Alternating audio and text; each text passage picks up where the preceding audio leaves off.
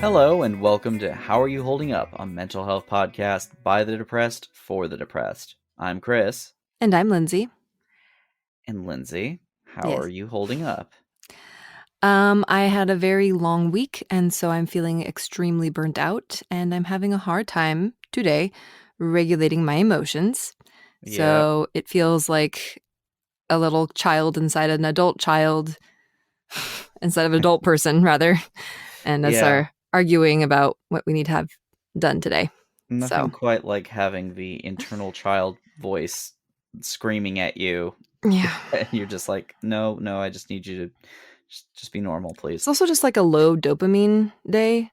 Mm-hmm. I don't know if you guys get that, where it's like specifically nothing's really enjoyable, and I don't know if it's I'm going towards a depression, or it's just like a weird ADHD day where like things I usually like doing are boring because I keep doing them. Yeah, no, I've been feeling that lately again with video games and the sort, where all my usual sources of dopamine are not doing it for me anymore. The well is drying out. How are you holding up, Chris? I had therapy today. I had a RPG session afterwards, which takes a lot of mental brain energy to improvise for like 4 hours. Mm-hmm.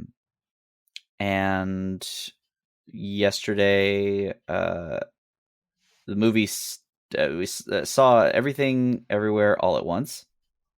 Yes. And it was amazing, but literally kind of an echo chamber of the kind of thoughts that I've been dealing with of existential nihilism versus existential absurdism. Mm-hmm. And I've not had a story necessarily stick with me quite so well. I would say that movie is not something you should see on a date with somebody that you're just starting. At least I was very emotionally moved, and I cried for about 45 minutes during the movie, which I don't usually do. It's not something I normally do, but it was like once I started, they just kept hitting you with like, and it was beautiful. It was a beautiful, funny, pretty much perfectly made movie. So if you've had depression, ADHD, both, really any kind of mental, where you're feeling like you're just behind in life, you should watch the movie. Mm-hmm. Former gifted children, be aware. Yeah. It is. And it was not eye rolly or anything. It wasn't like hitting you over the head with anything. No. It was lovely. So it was positively amazing, visually stunning.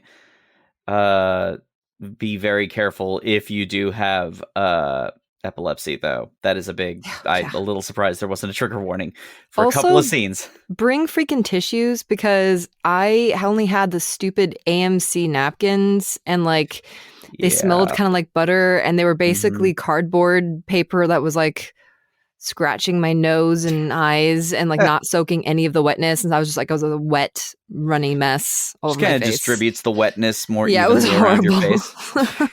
Bring tissues, soft ones. Yes. But today we are going to continue our series on anger and the sort with a little bit of a special peek into ADHD and emotional sensitivity.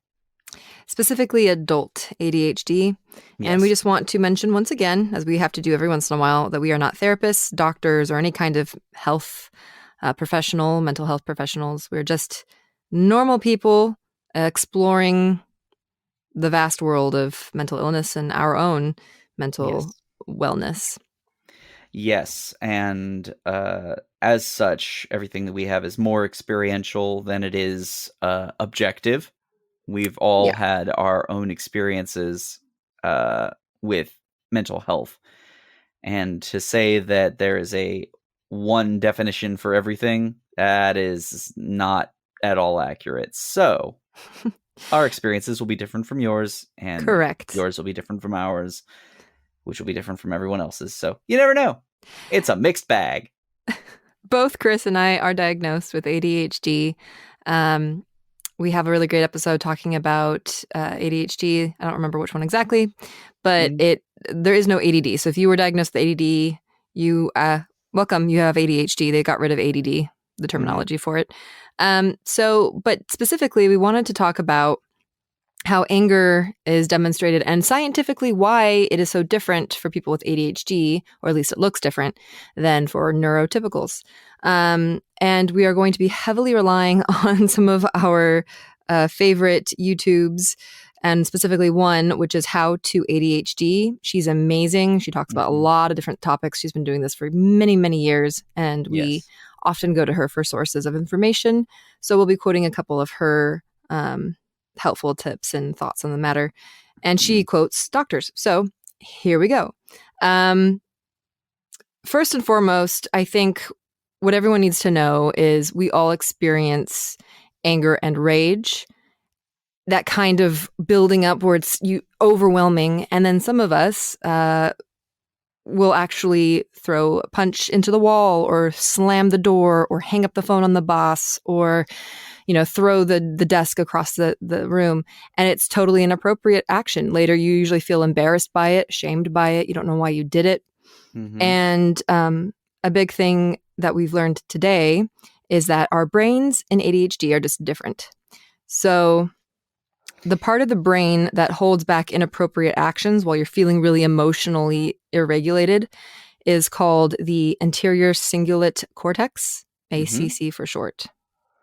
Yes, and the ACC in its own way is more of the rational side of your brain. It's definitely caters more to, if anything, it's almost a time delay on action. Because when you are angry and when you want to, say, pick up a chair, throw it, or you want to slam your fist into a wall, or you want to tell someone exactly what you're thinking, the ACC will instead go, hey, wait a minute, think about this.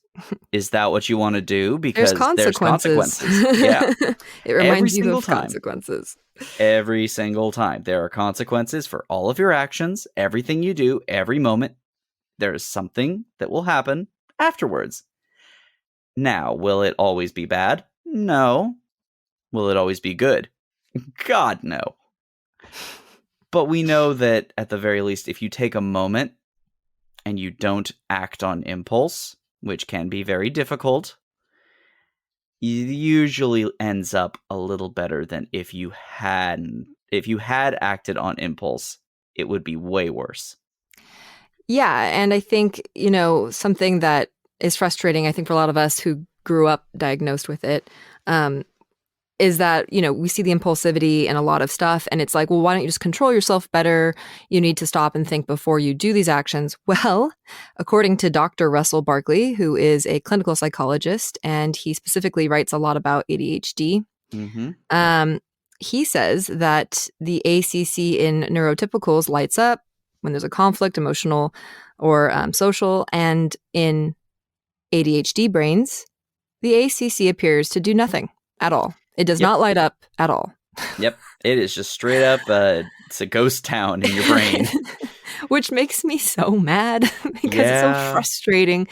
Like, the more I learn, this is something that's been interesting for me, and at least I thought I knew that I would learn a lot on our journey with this podcast about mental health and whatnot, but I didn't realize how frustrated and angry I would get for all of us who have been belittled or made fun of, or I don't even know how to explain it. Like, that ADHD isn't that big of a deal, right? Like, people it's like, well, that's just because you can't focus. It's just, they I don't know, they make it smaller than it actually is. And that's so frustrating because obviously there's huge, huge consequences, us going and buying way more stuff than we needed to, us, you hear about a lot of ADHD people are more prone to cheating because in the moment it feels good. And then you realize, oh, fuck. So it's very frustrating for me that our brain literally won't stop us from being an asshole sometimes. Yeah, no. And I mean, this is the thing too, because when I was growing up, angry teen, whatever the hell, and I was really into psychology, for a time there, and this is honestly like a shitty thing, I was convinced genuinely that ADHD was not real. Yep, me too. I was genuinely positive that it was just, and kind of this is a cynical take, honestly, but it was, in my mind, I was convinced that it had to have been something created so that pharmaceutical companies could push Ritalin or I thought it was something that Adderall. like came from a generation of parents who had to have both parents working, Yep. and suddenly these kids were going through a lot. There's more divorce happening in our generation. It's like, well, where ADHD didn't exist before, and suddenly we have ADHD. It's like, no, we have better science now, so we understand what's happening with these kids, and it's not the more sugar in our food, which I also thought might be a thing. It's not the fact there's bad parenting, which is a thing, but no, it's just a general. Your brain is different. If you have ADHD, your brain is different. It's not a chemical difference, even. It's your brain literally is different. So be gentle with yourself. The great thing about How to ADHD, the YouTube, she has ADHD as well, and she's been documenting her whole thing. But she also always ends with like talking about what you can do. And she's very cute in how she explains this. She was talking about we don't have the normal breaks that neurotypicals have. So what do? We need to build our breaks. And she mentions the things that we've talked about before on the last episode, which was like what to do about your anger. Like the first one was meditation. And she said, look, it doesn't have to be boring. You don't have to just sit there and like let your brain go quiet. And she said, all it has to be is sitting there and experiencing your feelings and your thoughts and like recognizing it without doing anything. And there's research that shows that meditation can actually change your brain, and it can strengthen the parts that we are really lacking with ADHD. So it's something to look into, and like, I guess we should do it, Chris. I mean, it's really, but it's hard. It just sounds so boring to me. I don't know if we should like try different kinds of meditation or what, but it just sounds like so, I don't know. I mean, the thing is, for me at least, I typically, I wouldn't even like, originally I would have said that I don't practice meditation, but I realize that I do it in my own way. I don't do it in a clear cut, tried and true, like disassociating is not meditation, Chris. No, damn it, that's not what I was going to talk about. But that's teasing. Admittedly also a valid point. It's more along the lines of when I'm trying to sleep at night, when I'm trying to wind down for the evening. If I'm doing, say, if I'm doing breathing exercises, or if I'm doing something where I'm trying to just slow down my thoughts, like if I'm following like a guided meditation, for example, is a prime example, because I'll use guided meditations a lot to try and get to sleep, because there's clear-cut instructions on, okay, here is what we are going to do now. Now you have to feel with your right hand or your left hand, or the sensations going through your feet, or whatever the case may be. And I would follow that while breathing, and also while, having my eyes closed, no stimulus outside of here's what's happening.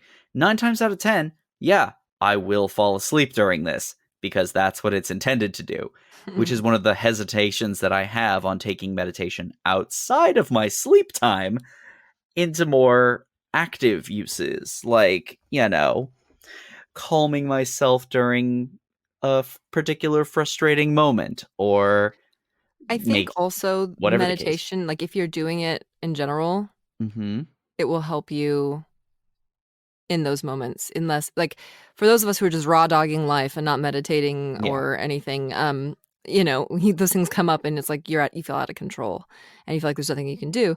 But if you start, practicing meditation, you start having a little more control over an awareness of your thoughts, which brings us to mindfulness and breathing. She mentioned belly breathing. We don't need to go into mindfulness. We talked about it the last episode. CBT, we've talked about that. The type of therapy that focuses on how to process, I think, your feelings in the moment and how they come out with your actions. Yes, cognitive behavioral therapy. Yes. There are other definitions for CBT that not therapeutic. Or well, for some people, yes, maybe, but that's beside the point. And they do, usually it's for people with depression and anxiety, but they have now started making specific courses, not courses, but I don't know what you'd call it, but for ADHD folks like ourselves. And then medication. Look, if you're struggling and you're on the struggle bus like I was, and I didn't even realize how much my life was falling apart all the time, and how much it stressed me out, and how I had made all these weird things to keep on going on. And then I took medication and I was like, oh, wow. And has it fixed everything? Absolutely not. There's lots of problems that I still have and will always have, I'm sure. So that's why we keep trying. But I recommend trying medication, talk to your doctor. Obviously, we are not doctors. And more importantly, when you do talk to your doctor and you do have thoughts about medication, if you get put on a medication and you don't like it and you notice that something's not right or something isn't working, guess what? You need to talk to your doctor about that. Yes, I did You need that. to let I them asked know. her, yeah, I asked her to up my dosage because I was like, wow, I feel great on this dose, but I'm starting to feel like a fading effect. Maybe if I take even more, it'll be even better and I'll be even more normal. And Mhm. it was too much. There were days where it was like, okay. And then there were days where my heart was speedy and it was terrible. So I asked her to Yep. lower it and she did. So I'm back down to a 10. Yep. When I was on Wellbutrin, as I've brought up in the past, I was on 300 milligrams at one point, and oh boy, did I get angry at the drop of a hat because Oof. everything was so much all the time. That's So, actually a good point. Medication, mhm. I think almost all ADHD medication can make you irritable Yep. and more prone to anger. So that's something to Oh keep yeah. aware of. Yeah. And then So, the last thing oh, go ahead. Sorry. no, I was going to say, so the medication in general, for me, a lot of my anger was coming from being frustrated at not being able to focus and Mm, like breaking it down to that level where I was like, okay, why am I sad? Why am I frustrated? Why am I depressed? Okay. It stems from frustration. Okay, what am I frustrated at? Well, I can't think fast enough. Oh, okay, let's try this. And all of a sudden, a lot of my rage and my anger and my frustration and my depression were not gone, but alleviated. So it all kind of comes down ultimately to what is the source of your particular form of depression or anger or whatever the case may be. yeah. But as you were saying, the last thing that she brings up. Oh, she was bringing up the last break Mhm. was exercise. And while we've talked about that, and it's like, yeah, I know I should exercise. She brought up an interesting point, which was aerobic exercise, like running, walking, dancing. Mhm. It has the most impact on ADHD symptoms overall, and mind body exercise like yoga has the most impact on self regulation, which I Yep. didn't know. I didn't think about the fact that it would affect different things. So, anyway, it's interesting. I thought I would Yoga in bring that up. particular is one of those that I've tried several times in the past, and every time I end up just kind of doing child's pose in the corner of a room, which is fine, and there's nothing wrong with that. But it's just further, I need to be kinder with myself and my Don't we ability, all? I don't know right? why we're so hard on ourselves. So That's a this whole brings episode in us of itself. yeah, that's a whole other episode. This brings us to, the fact that so there's an interesting thing that happens with ADHD, and Hmm. that is we tend to be, many of us, more sensitive, and that's called emotional hypersensitivity. We also have rejection sensitive dysphoria. Not everyone, but most of us do. Yeah. So we were just gonna talk a little bit about that and how obviously that would affect anger. Hmm. And then we will have a part 2 on ADHD because I just find all of this really interesting, Oh yeah. because I There's didn't so much to know. go over, And like there's with so much all they're of these. just now learning, within the last, Hmm. like, 5 years, 6 years. And I believe, honestly, if you really think about it too, we've now experienced as a group civilization, basically, a very harrowing international, global event that has unseen mental health ramifications. Like we've Yeah. never experienced this level of connectiveness while still being completely isolated and separate. And we're not going to know for decades, probably, what the full effects of this pandemic were So on true. top of everything else. But Mhm. um, with rejection sensitive dysphoria, like in particular, we're now kind of all like getting back into socializing, and we're going to probably see a lot more of people getting harder on themselves at being rejected, whether it's hanging out with friends or asking someone on a date or even just something as simple as like I'd like to apply for a job or something. Like, Yeah, we're gonna go I think the next episode, we should go more into what yeah. rejection-sensitive dysphoria is exactly, but Mhm. some of the symptoms are you get easily embarrassed, you might get really angry or have emotional outbursts when you feel like someone has hurt or rejected you. Mhm. You have really high standards for yourself that you can't meet. Yep. You have really low self-esteem. You feel anxious when you're in social situations. You have problems with relationships. Maybe you avoid social situations and withdraw from other people. And sometimes you feel like a failure because you haven't lived up to other people's expectations and maybe even your own expectations. Oh, yeah. And of course, that comes with trigger warning.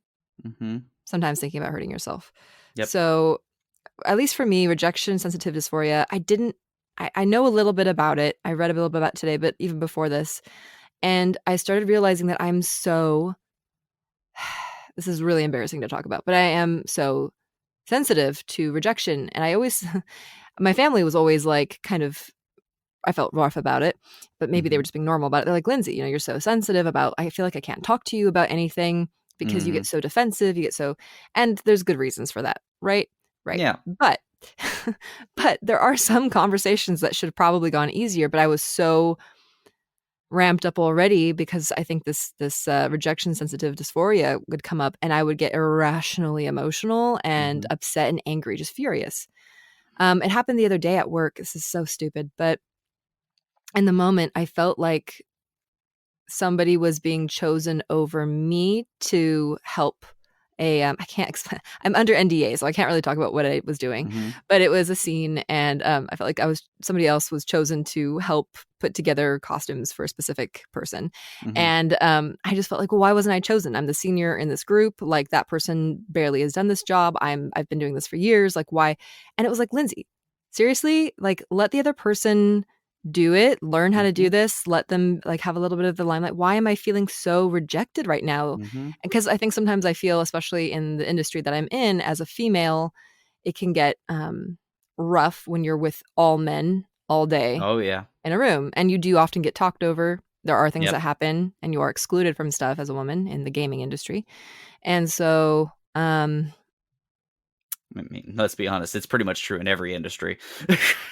Yeah, but specifically, like you will usually have more women, I think, in other industries now at this point. But in any kind of tech stuff, I feel like we're still pretty much the minority. So, you know, and I just got so sensitive. And these were nice guys. These were nice people. So, and it was like I got snappy after that. And I had like little, like, I don't know, like a little attitude with how I responded. And I shut down. Instead of like lashing out, what I've done is I shut myself down because I'm worried that I'll have a really nasty reaction or I'll say something that's really mean and I really shouldn't say it. And it's not even like a thing. It's not a thing. And it's embarrassing because most of the time I feel like I'm a pretty well put together, well-spoken person. And then I just get so sensitive and I get so hurt by something and I lash out.